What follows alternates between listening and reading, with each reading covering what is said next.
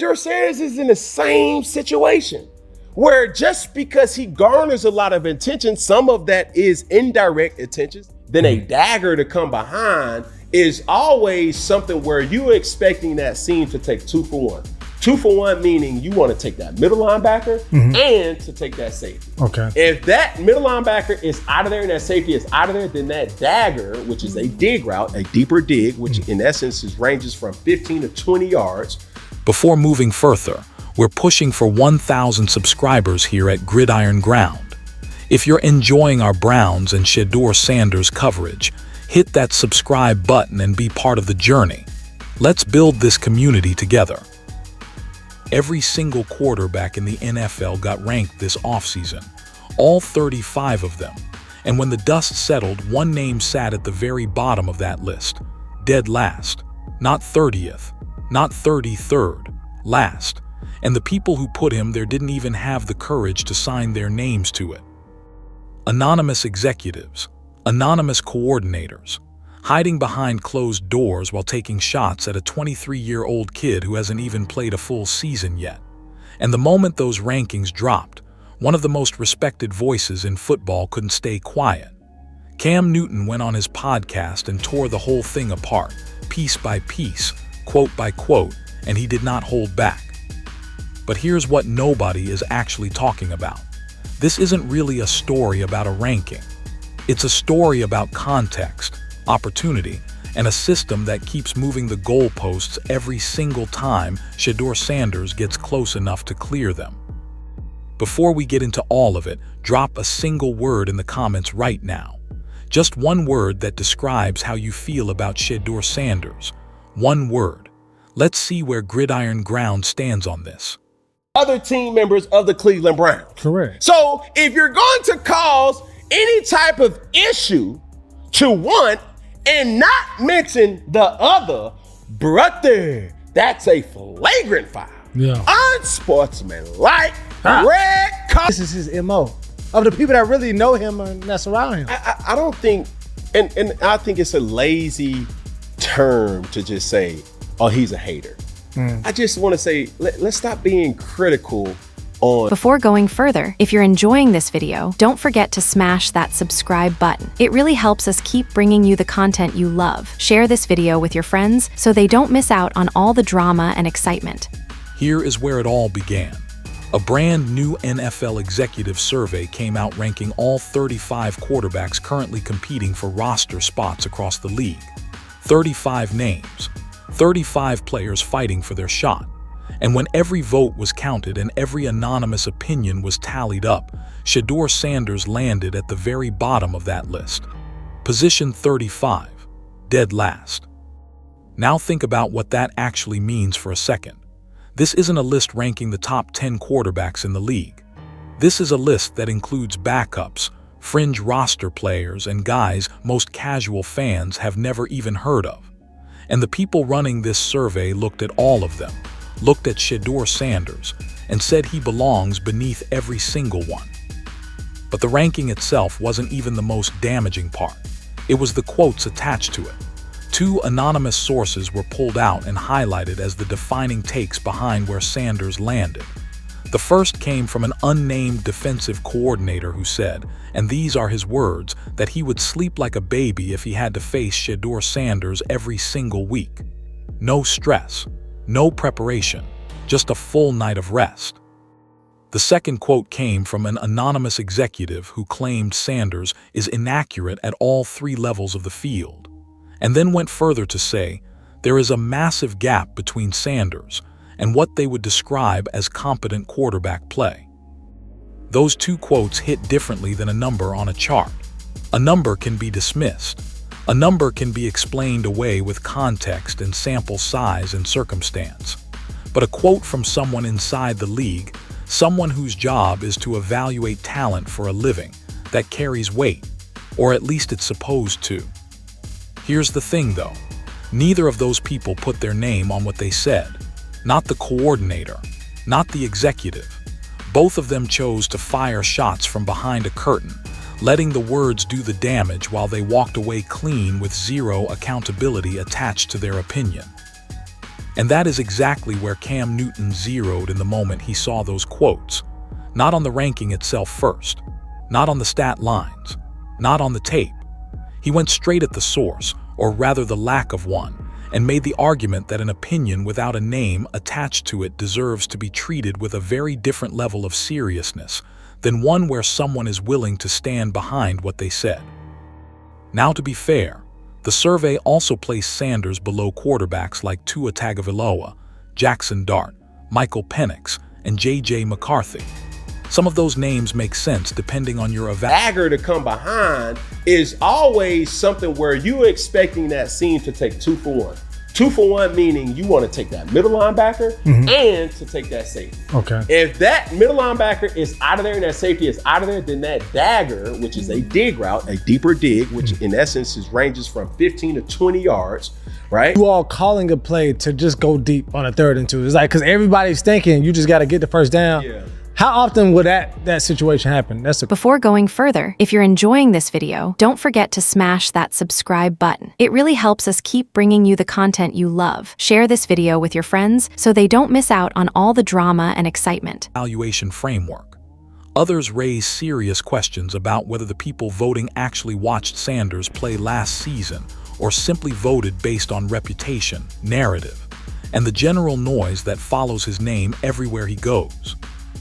Because here is what Gridiron Ground wants you to keep in mind as we go through all of this. This channel exists to cut through exactly this kind of surface-level story. Rankings drop, headlines get written, and most people react to the number without ever asking what's underneath it. That's what we're here for. Every breakdown, every debate, every piece of context that the mainstream coverage skips over. If you haven't subscribed yet, right now is the time. Because this story is just getting started, and we are going to be all over it every step of the way. What the ranking created, more than anything else, was a flashpoint. It gave everyone in football media a reason to have the Shedeur Sanders conversation again, louder this time, with higher stakes and more urgency. Because training camp is already underway, the quarterback competition in Cleveland is very much alive. And a dead last ranking landing in the middle of all of that is not something a team or a player just quietly absorbs and moves on from. Someone had to respond, and the person who stepped up wasn't Sanders himself. It was Cam Newton, and what he said next changed the entire framing of this conversation. Cam Newton did not wait. Within minutes of those rankings circulating across social media and football news outlets, he was already on his podcast 4th and 1, and he came in hot. Not reckless, not emotional in a way that clouded his argument, but sharp, deliberate, and clearly ready to dismantle the whole thing point by point. He started by reading the 2 most damaging quotes out loud. The defensive coordinator's comment about sleeping like a baby. The executive's claim about inaccuracy at all 3 levels. He read them directly, let them land, and then immediately started asking the questions that the people writing the headlines weren't asking. Who said this? What team are they from? What is their record of evaluating quarterback talent? And why does it matter to absolutely nobody that these people chose not to sign their names to what they said? Newton's credibility argument is one of the sharper points in this entire conversation, and it doesn't get enough attention. He wasn't just defending Sanders for the sake of it. He was making a structural argument about how anonymous sourcing works in sports media and why it creates a fundamentally uneven playing field. When a named coach or a named executive criticizes a player publicly, that person is putting their own reputation and credibility behind the take. They can be questioned. They can be held accountable if they're wrong. They can be pointed to later if the player proves them wrong, and the record shows exactly who said what. But when the criticism is anonymous, none of that applies. The source faces 0 consequences if they're completely wrong. They absorb none of the risk. They fire the shot and disappear, and the damage stays behind with the player whose name is now permanently attached to phrases like dead last and inaccurate at all 3 levels. Newton's specific language on this was worth paying attention to. He said it matters who is saying it, not just what is being said. An anonymous opinion from an executive on a franchise that hasn't made the playoffs in years, that hasn't developed a quarterback in recent memory, that has a front office with its own credibility questions, is not the same thing as an opinion from someone whose organization has actually built something worth respecting.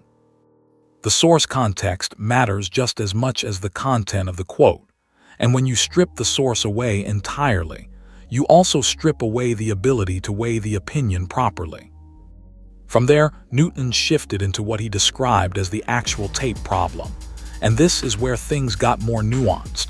He wasn't arguing that the tape on Sanders is perfect, or that the criticism is... Before going further, if you're enjoying this video, don't forget to smash that subscribe button. It really helps us keep bringing you the content you love. Share this video with your friends so they don't miss out on all the drama and excitement. Coming from nowhere. He was arguing that the tape being used to fuel this ranking is incomplete in a way that makes the conclusion being drawn from it fundamentally misleading. Training camp statistics were the specific target here. As of early August, the numbers being circulated showed Sanders at 11 of 16 with 2 touchdowns and 1 interception, while Deshaun Watson was sitting at 17 of 20 with 7 touchdowns and 0 interceptions. On the surface, that looks like a straightforward comparison with a clear winner. Watson is sharper, Watson is more efficient, Watson has the job locked down. That's the headline version. Newton's issue was with what those numbers aren't telling you. He flagged that Watson's inflated touchdown numbers were reportedly driven heavily by red zone reps, which by nature are shorter throws, tighter windows, and completely different read progressions than what a quarterback sees on a standard down and distance. Stacking red zone reps into a general training camp stat line and then presenting it as a clean head-to-head comparison is the kind of thing that looks like analysis, but isn't actually analysis at all. It's packaging, and Newton was calling out the packaging directly. This was only the beginning of his argument, though, because once he finished addressing the specific numbers, he pulled back to make a much bigger point about what training camp statistics actually capture and what they completely miss. And that larger argument cuts to the heart of why this entire conversation about Shedeur Sanders keeps feeling like it's missing something important.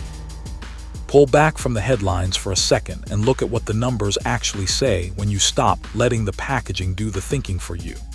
Because that's exactly what Cam Newton was pushing people to do.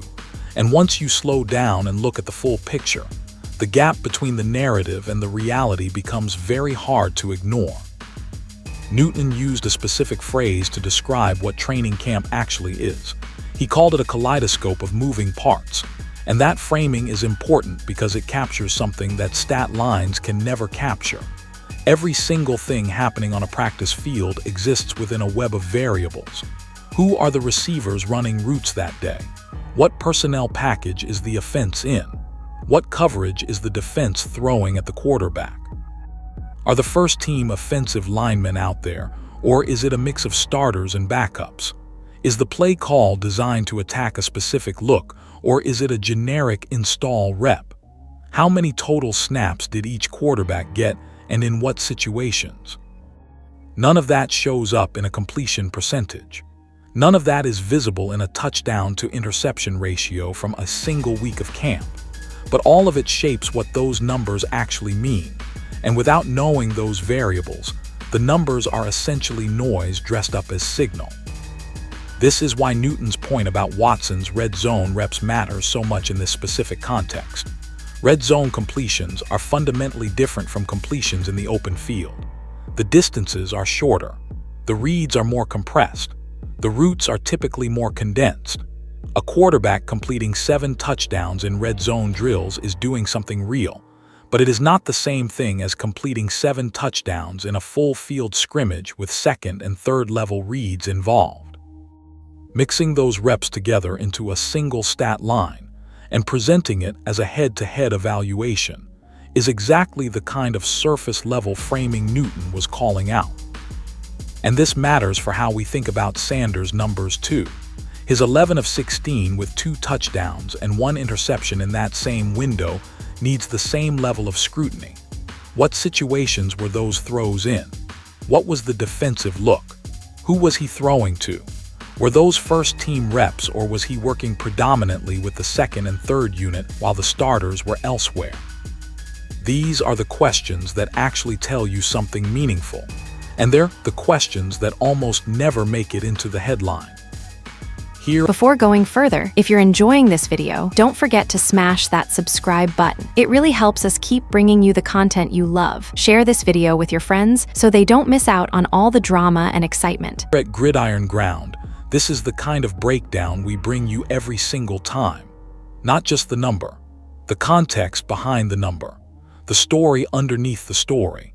Because if you're only getting the headline version of what's happening in Cleveland this offseason, you are missing the most important parts of this entire competition. Hit that subscribe button right now if you haven't already, because the deeper this competition goes, the more layers there are to unpack, and we are not going to miss a single one of them. Now Newton's argument about misleading stats connected directly to a broader point he was making about Sanders' entire situation, not just in camp, but across his short career so far. The circumstances around Sanders have consistently been ones where the supporting infrastructure, the weapons, the line, the coaching install, the first-team reps, has been incomplete or unreliable. And yet the evaluation keeps getting applied, as though he's been working with the same resources as the quarterbacks ranked above him on that list. That is the opportunity argument, and it's the one that Newton, Colin Coward, and a growing number of voices in football media keep coming back to from different directions. Because once you start looking at what Sanders has actually been asked to do relative to the tools he's been given to do it, the dead last ranking starts raising questions that nobody ranking him seems willing to answer. And the most powerful version of that argument isn't about training camp at all. It's about what happened once Sanders actually got on the field in a real game last season. Set the stats aside for a moment. Set the anonymous quotes aside. Set the ranking aside. Because Cam Newton made a point in the middle of all of this that has nothing to do with completion percentages or training camp reps, and it might be the most honest observation anyone has made about Shedeur Sanders since he entered the league. Newton argued that no player in the NFL right now, regardless of their talent level, regardless of their position, regardless of their team, moves the needle the way Sanders does. He put Sanders' name next to Patrick Mahomes. He put it next to Joe Burrow. He put it next to Lamar Jackson and Josh Allen, the two players most football people would currently describe as the best quarterbacks on the planet. And then he made the claim that if you put any of those names in a headline next to Sanders' name, the Sanders story gets more clicks, more views, more engagement, more conversation. Not because Sanders is a better player than any of them. Newton was very clear that this is not a talent comparison, but because Sanders generates a specific kind of attention that transcends the normal football conversation in a way that none of those other players currently do. Newton called it polarizing, and his definition of polarizing is worth understanding precisely. He wasn't using it as a vague compliment or a lazy label. He defined it as the quality of evoking strong emotional responses in both directions at the same time. The people who believe in Sanders believe in him with real conviction. The people who doubt him just as hard. And that emotional charge on both sides creates a gravitational pull around his name that keeps the conversation alive regardless of what's actually happening on the field. The comparison Newton reached for to illustrate this point was Tom Brady. And again, he was not making a talent comparison. He was making a media attention comparison.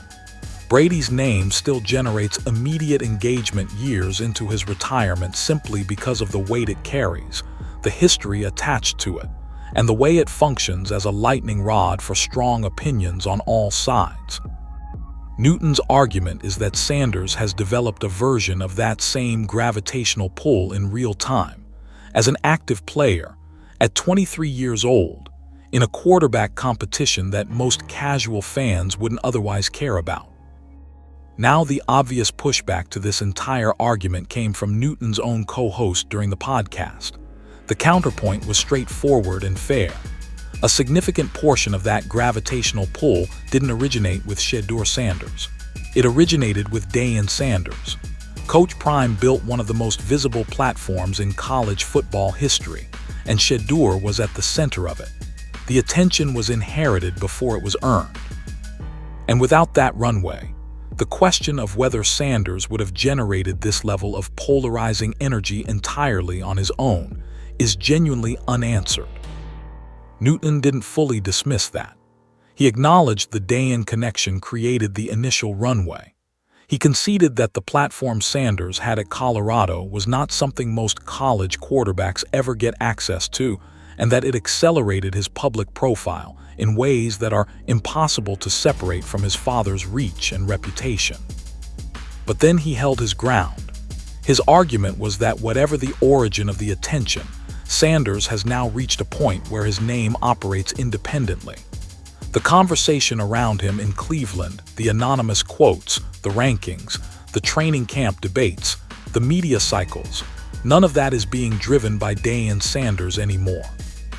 It's being driven by Shedeur Sanders, his own presence, his own story, and the specific way his situation in Cleveland has made him the center of the most watched quarterback competition in the league heading into the season. That distinction matters because it changes the nature of the scrutiny he's under. If the attention were still primarily inherited, the criticism would look different. But when your name alone is generating headlines independent of your father, the accountability that comes with that attention starts pointing directly at you. And that's where the opportunity argument becomes absolutely critical. Here is the question that Cam Newton kept coming back to throughout this entire breakdown.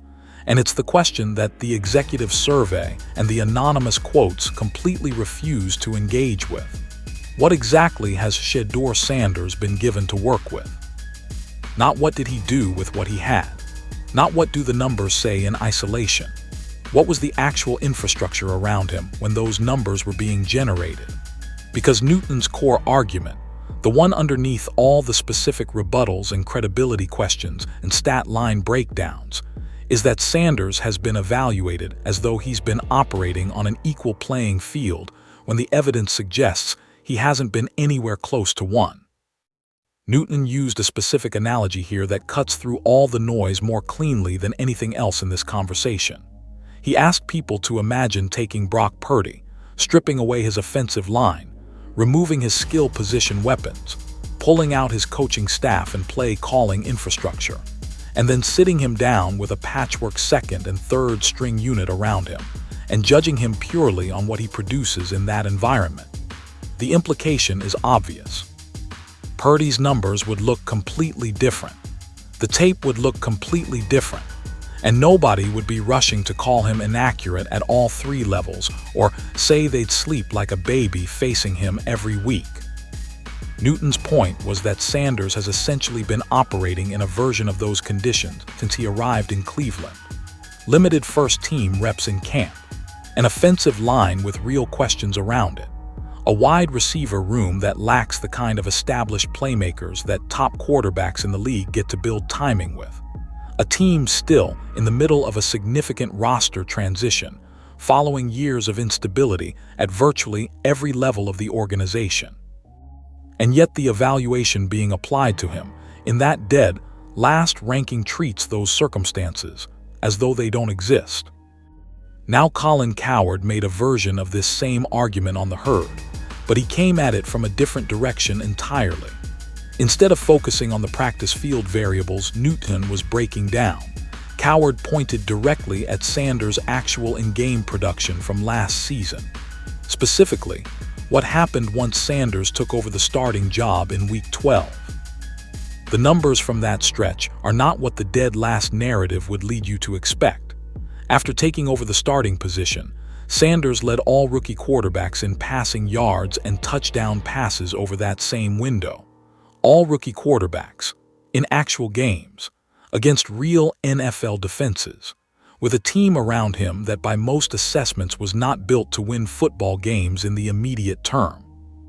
Coward has repeatedly brought these numbers back into the conversation every time the criticism of Sanders flares up, and his point is consistent.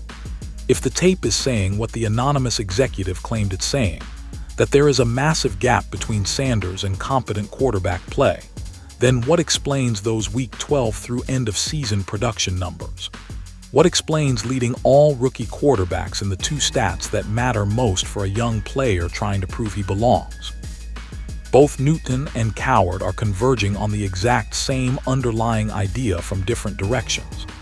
The evaluation of Shedeur Sanders has consistently stripped away the context that actually explains the production, and then used the decontextualized numbers to build a narrative that presents itself as objective analysis when it isn't. And the reason this matters beyond just one player's reputation or one training camp competition is that it reveals something about how the NFL media machine handles young quarterbacks in difficult situations. The accountability conversation almost always flows downward toward the player, almost never upward toward the organization that built the situation around him.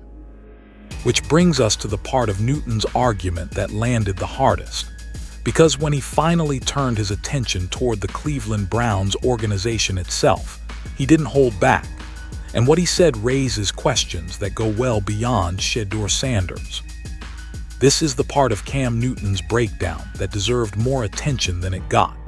Because while most of the reaction to his podcast focused on the defense of Sanders and the credibility arguments around anonymous sourcing, Newton made a pointed and direct case against the Cleveland Browns organization itself. And it's an argument that stands completely on its own regardless of how you feel about Sanders as a quarterback prospect. Newton's position was blunt. Cleveland has wasted draft capital. Cleveland has failed to develop quarterback talent in a consistent and meaningful way.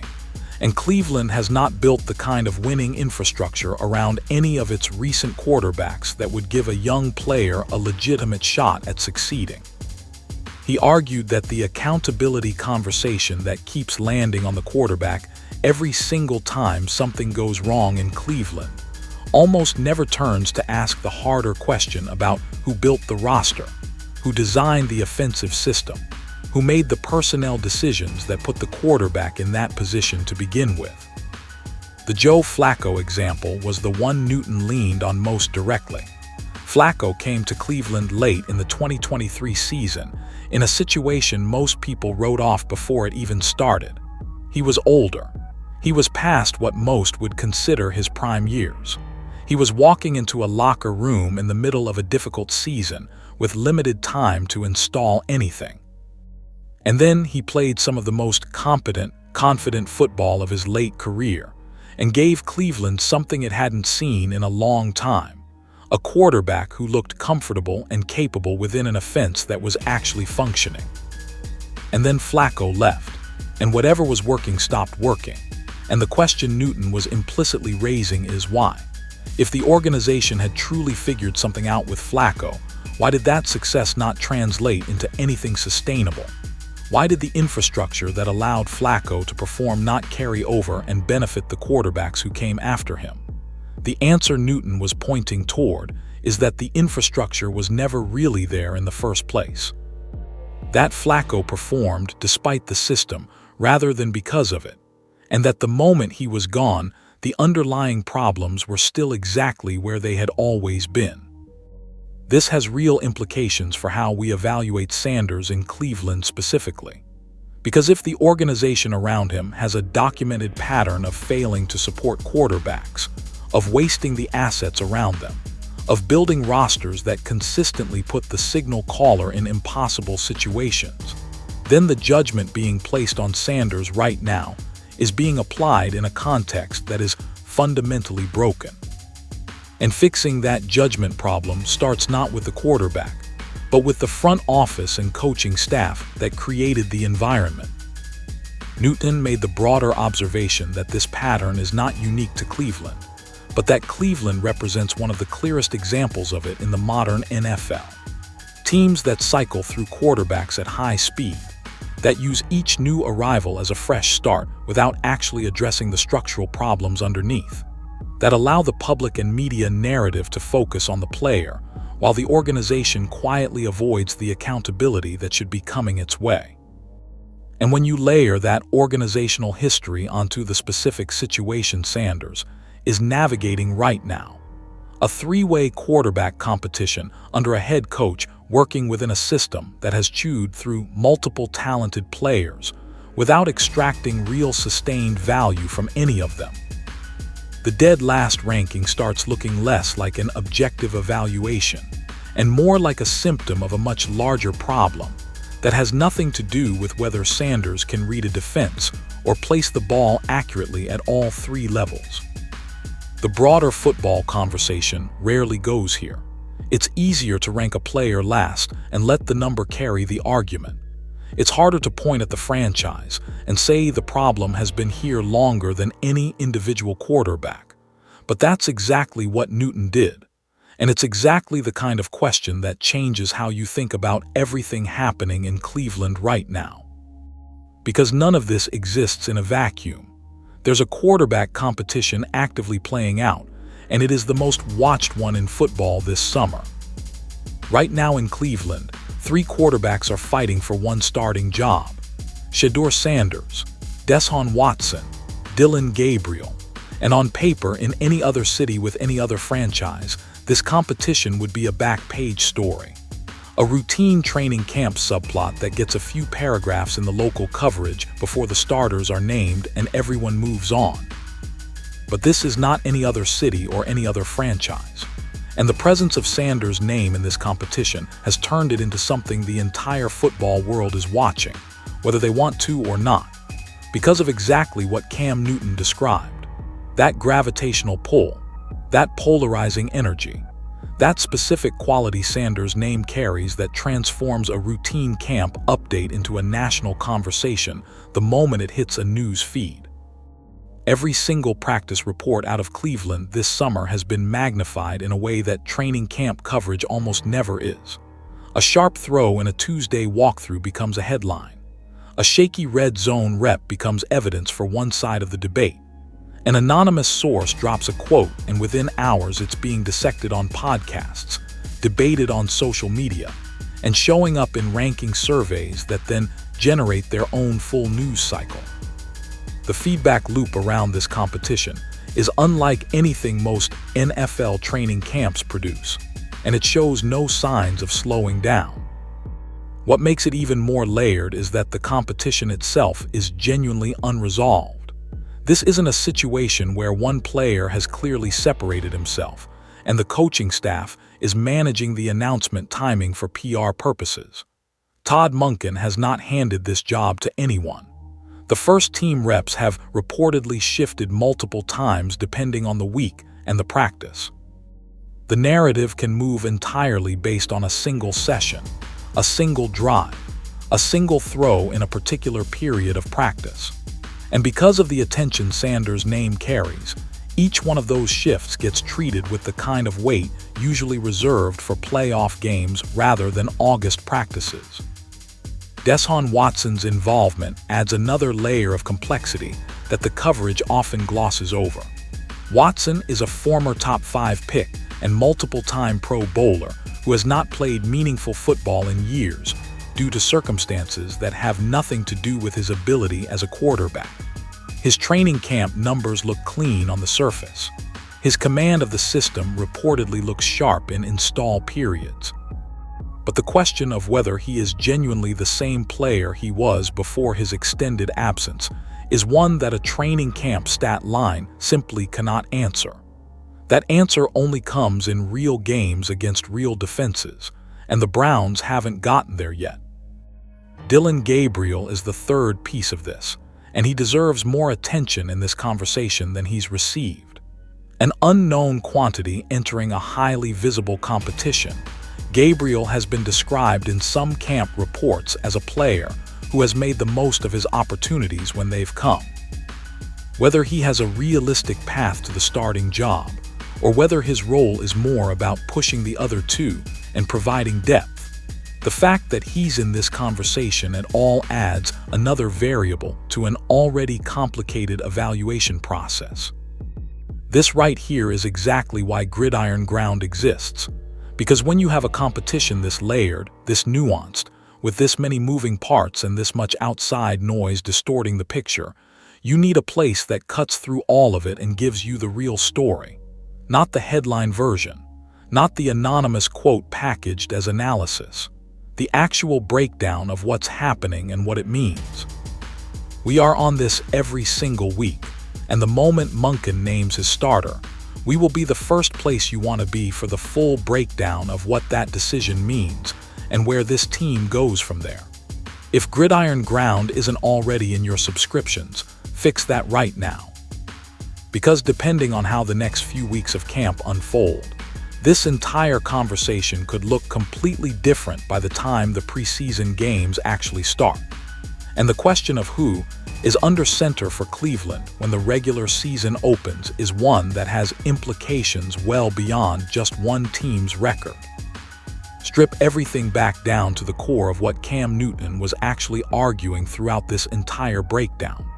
Because underneath all the specific rebuttals and the stat line dissections and the credibility questions around anonymous sourcing, there is one fundamental tension that this whole situation keeps circling back to. And it's a tension that goes well beyond Shedeur Sanders and Cleveland and a dead last ranking in an offseason survey. The tension is between context and optics, and in the modern NFL media environment, optics almost always win. Context is complicated. Context requires you to know which reps a quarterback took in camp and under what circumstances. Context requires you to understand the personnel packages around him, the quality of the opposing coverage, the play call philosophy, and the organizational infrastructure he's operating within.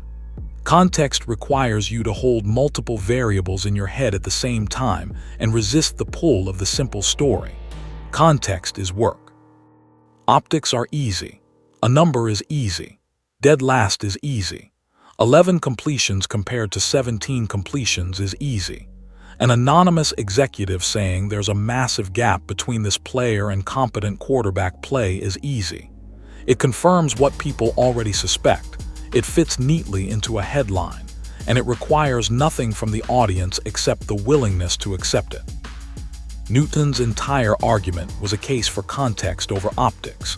He wasn't asking anyone to declare Sanders the best quarterback in the league.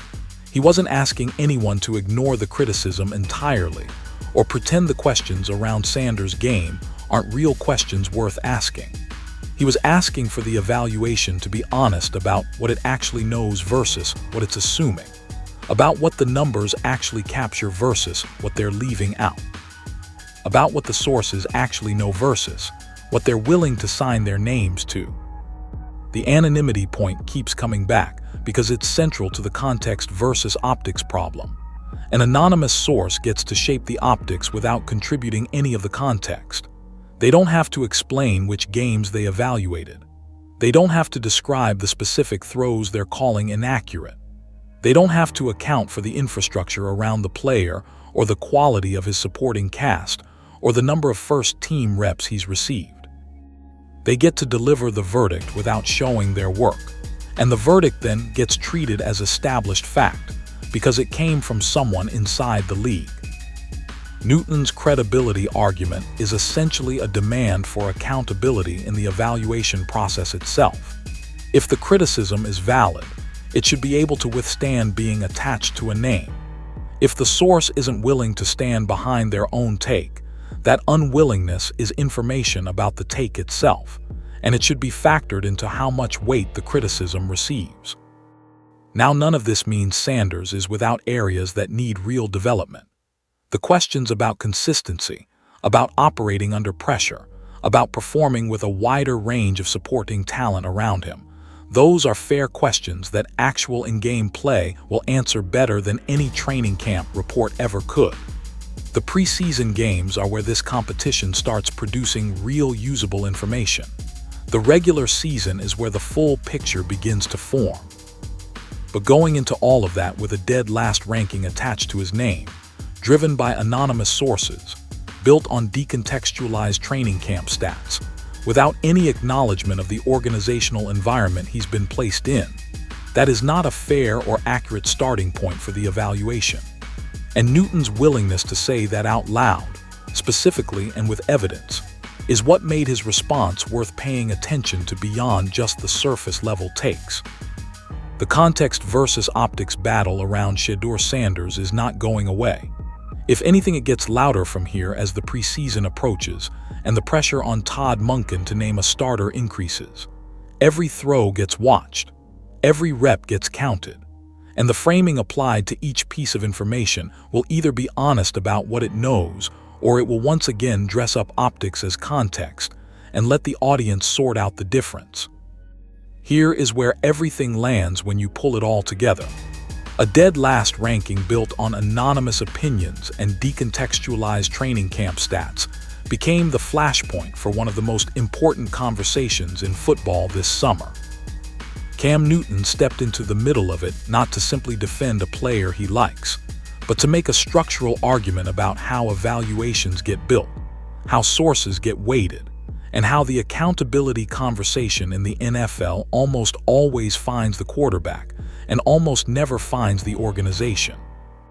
Colin Coward brought the actual in-game production numbers into the same conversation from a different angle, showing that the gap between the narrative and the on-field reality is wider than the dead last label suggests. And together, both of them forced a harder question. Not whether Shedeur Sanders is the finished product right now, because nobody serious is claiming that, but whether the evaluation being applied to him is honest about what it actually knows. The Browns' quarterback competition is going to produce real answers soon enough.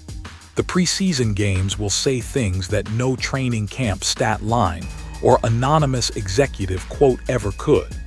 And when those answers start coming in, the framing applied to them will matter just as much as the results themselves. So here is the question we're leaving you with today.